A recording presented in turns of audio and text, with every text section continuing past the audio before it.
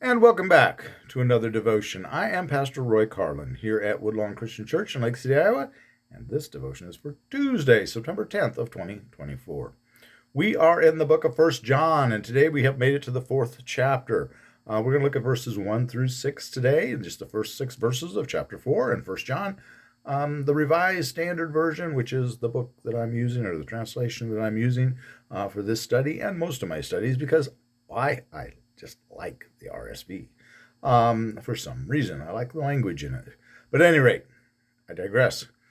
First 6 verses, and the RSV calls this testing the spirits. We're going to test to see whether the spirits are true or are they false. Are they trying to lead us astray?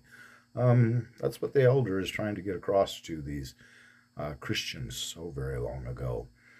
At any rate, let's jump into this Johannian epistle, 1 John chapter 4, verses 1 to 6.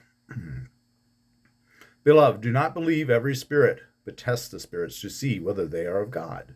For many false prophets have gone out into the world. By this you know the Spirit of God. Every spirit which confesses that Jesus Christ has come in the flesh is of God. And every spirit which does not confess Jesus is not of God. This is the spirit of antichrist, of which you heard that it was coming. And now it is in the world already. Little children, you are of God and have overcome them. For he who is in you is greater than he who is in the world. They are of the world. Therefore, what they say is of the world, and the world listens to them. We are of God. Whoever knows God listens to us. And he who is not of God does not listen to us. By this we know the spirit of truth and the spirit of error. All right. Verses 1 to 6 in 4th chapter of 1 John. Here we we figure out what's going on with these Johannian epistles here.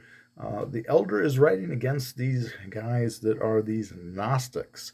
They're trying to lead this group astray, and they already have led this group astray. He's trying to call them back, get them back into the fold. They are not of God, and they don't listen to us.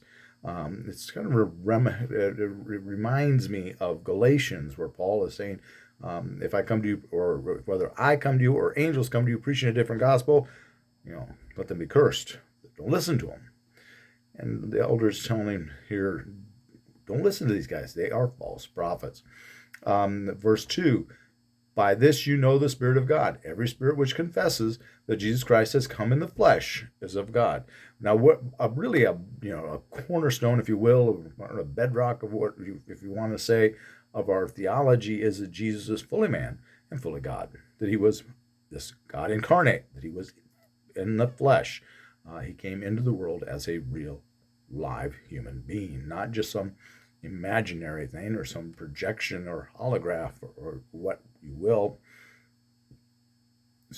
which is what the Gnostics would have believed, that he just appeared to be fleshly. He wasn't really fleshly, because God wouldn't do that. God wouldn't be fleshly. Flesh is bad. Spirit is good. That would be a Gnostic movement or a Gnostic idea. Now, the Gnostics were not some big monolithic group where there were different flavors, if you will, kind of like different flavors of Baptists or Lutherans, if you will, which Baptists, there tends to be more different flavors of Baptists than anything else, perhaps. But at any rate, I digress. There were different flavors of Gnostics. There were some different ideas. But the cornerstone of the Gnostic would be knowing. I mean, Gnosticism means knowing, Gnostic. And cornerstone would be that God that Jesus was not flesh and blood, that he was spirit only. That would be really kind of the main part or the connecting thread between these different movements of Gnosticism. And I've talked about them before. But this is what he's trying to counter. These are false teachings. These are radical teachings.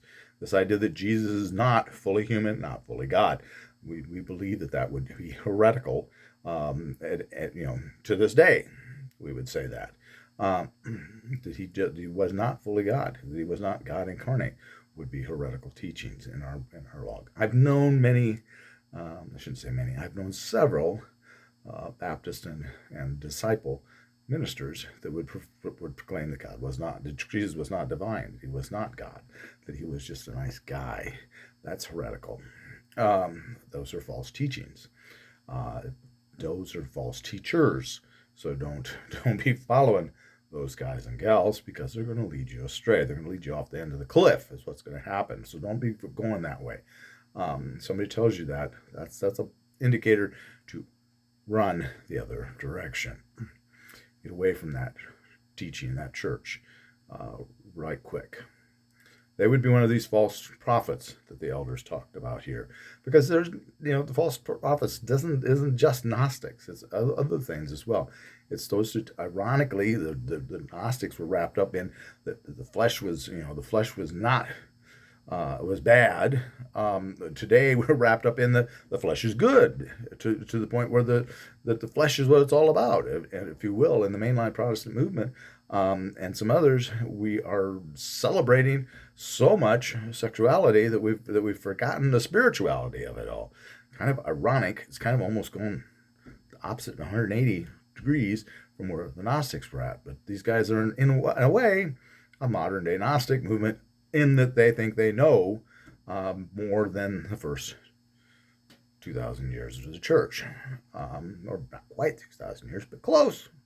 We're getting closer and closer every day to 2,000 years. So be careful. Test the spirits. Do not believe, beloved, do not believe every spirit, every person, but test the spirit, the person, to see whether they are of God.